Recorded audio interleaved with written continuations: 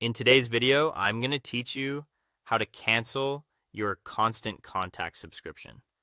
Whether you're wrapping up a campaign or moving to a new tool, I'll walk you through the exact steps so you can cancel confidently and avoid surprise charges. Start by signing into your Constant Contact account on the official website. Use your usual login credentials and make sure you're accessing the correct account, especially if you manage multiple profiles. If you're not the account owner, pause here and ensure you have the necessary permissions, since only authorized users can complete a cancellation. Once you're logged in, open your account settings or billing settings. You'll typically find this in the profile menu or under your account name, often near the top right of the dashboard. The exact wording can vary, but you're looking for sections labeled Account, Billing, or Plan. Before you proceed, take a moment to review your current membership or plan. Note the plan level, your billing frequency, and the next renewal date. This helps you understand when the cancellation will take effect and whether you'll retain access until the end of the current billing period.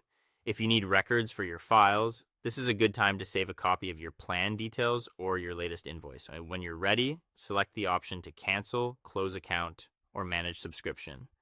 The label can differ, and sometimes it appears under a manage plan or change plan link. If you see options to pause, downgrade, or switch plans, choose the one that explicitly cancels your subscription if that's your goal. Complete the required confirmation steps. You may be asked to confirm your decision, provide a brief reason, acknowledge what will happen to your data and emails, or verify your identity.